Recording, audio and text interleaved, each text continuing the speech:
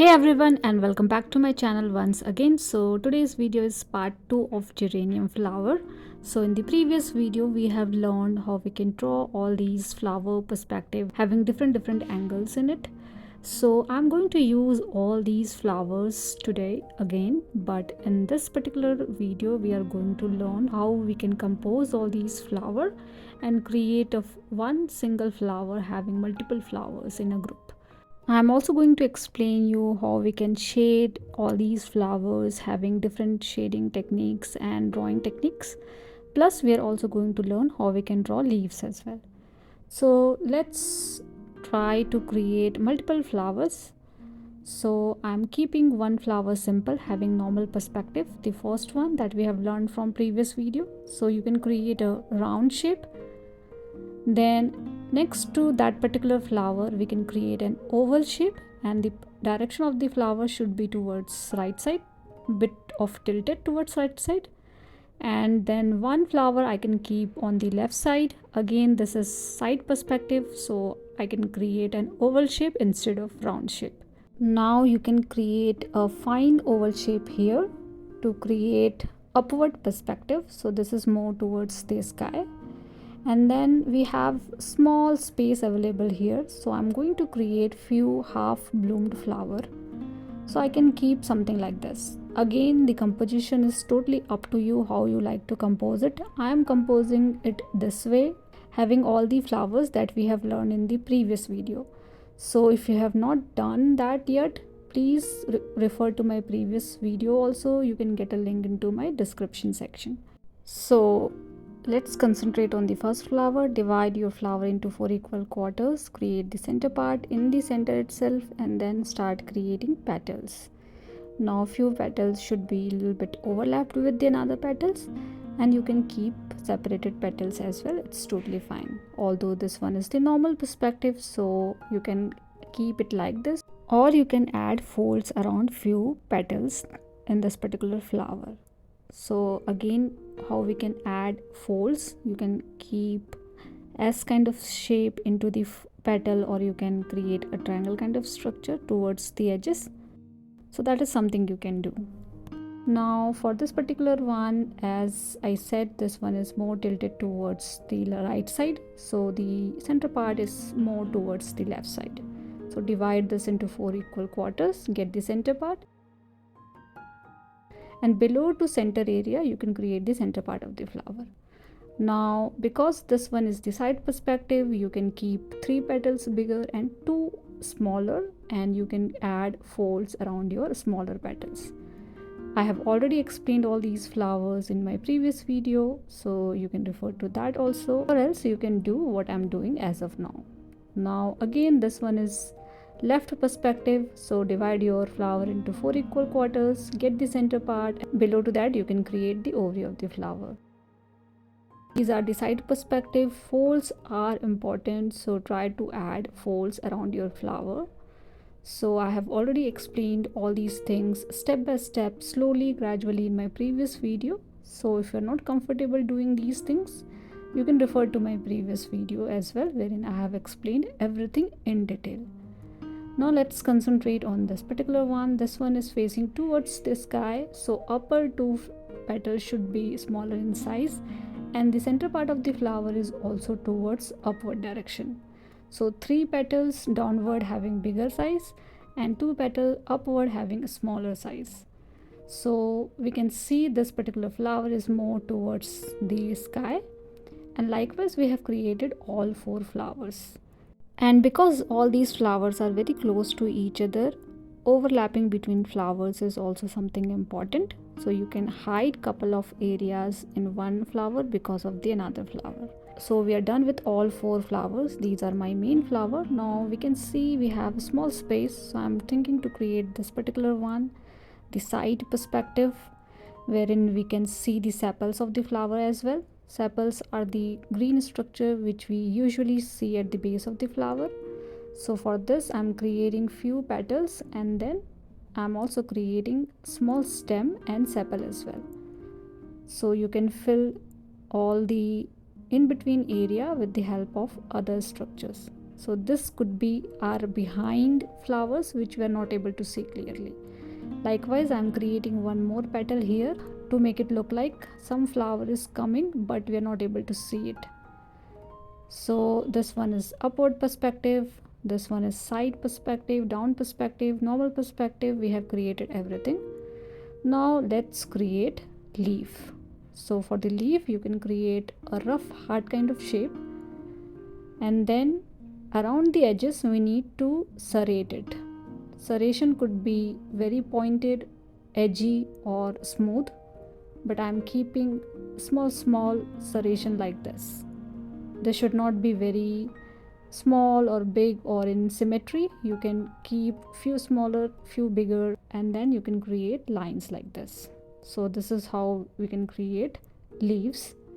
Now let's trace everything quickly, whatever we have learned so far. So I'm tracing it with the help of needle pen. I'm using 008 mm needle pen, but you can use normal ball pen also. It's totally fine to use normal ball pen as well. So let me trace everything quickly. You can do the same thing.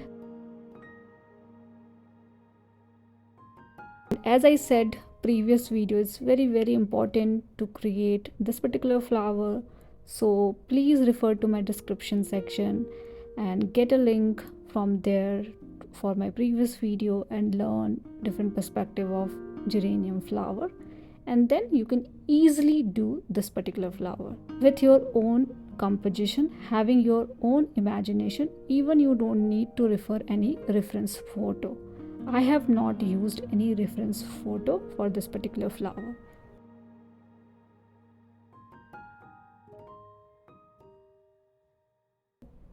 I have traced everything with the help of pen. You can rub all the unwanted pencil mark and you can start thinking about what you can do extra.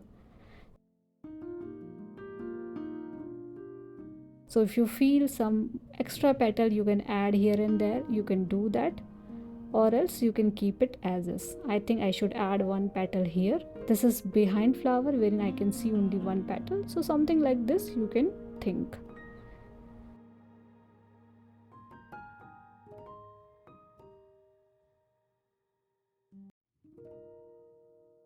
Now we're done with tracing everything. Trace your stems and leaves as well, and then we are going to do some extra shading and detailing as well. But let me finish my leaf. So let me trace everything with the help of pen itself.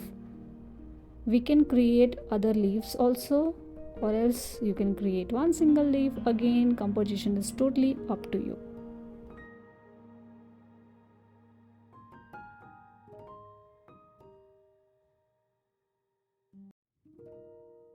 Now when it comes to the flower composition, I think leaf perspective is also very important. So you can create different perspective of leaves as well. So either you can create a heart kind of shape like that, or you can create something like this. This is more like a lotus leaf, but it has multiple serration in it, and this is like folded pattern of leaf, you can say. So you can try this particular leaf perspective, or else you can keep the direction of the leaves in different angle. Now keep the serration as we are doing for the first particular leaf, and you can do some extra shading and detailing as well after you are done with the tracing basic structure of the leaf. And then just rub all the unwanted pencil mark, and this is the basic structure of flowers and leaves. Now you can do some extra shading and detailing around the sepal area. For this particular flower I can see the sepal, so I'm making the area a little darker. Also I'm doing shading around the edges of the leaves with very soft hand, so that you can add these fine lines to get some dark shading around the leaves edges. So something like this you can do for the leaves. If you are only interested in watercolor painting, do the basic structure and then you can add colors into your flowers and leaves, or else you can use line and wash technique. So line and wash technique means create all the things with the help of pen and then wash it with the help of watercolor. in that case you don't have to much worry about watercolor techniques and all. That is more easier to paint. Now in the first leaf I have added fine lines around the edges. In the second one I am also doing some cross hatching. So cross hatching means creating parallel lines and then cross line to get some different kind of shading. So all the techniques like hatching, cross hatching, contouring, cross contouring, these things you can apply for the flowers and leaves. So we are done with the leaves now. Now we can do some extra shading and detailing for the flowers as well. I'm using needle pen for the leaves, but I'm going to use ball pen to shade flowers, just to show you what we can do with the help of ball pen as well. So it's simple. I'm using normal ball pen now to shade the stems and the flower. So shade your stems, do some hatching and cross hatching, and all the folded pattern that we can see in the flower, we are going to do some cross hatching around that area. Plus I'm also doing some extra shading from inside to outside.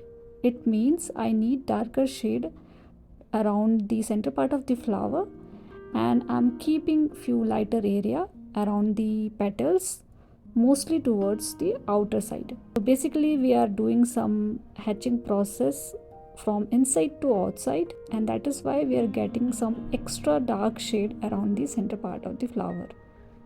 Now for the folded pattern I am doing cross hatching. So create parallel lines and then cross line, and that is how you can get some extra shade for the folded pattern, and we can see the folded pattern clearly.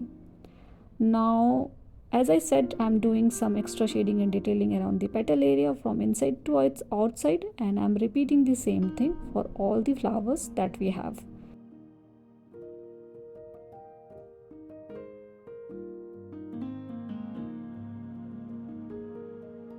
So do it slowly, gradually, take all your time to do all these things. And once done with all the flowers, I think we are almost done with this particular composition.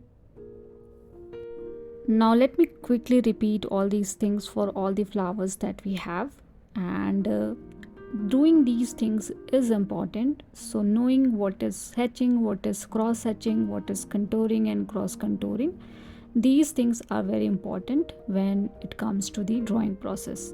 I have already created a separate video around explaining all these things in detail. I can give you a link into my description section. So please refer to that video as well if you want to learn these things step by step. And we are done with our composition, having beautiful flowers and leaves. And this video is part 2 of geranium flower. Please refer to the part 1 as well. And thank you so much for watching. See you guys in the next video.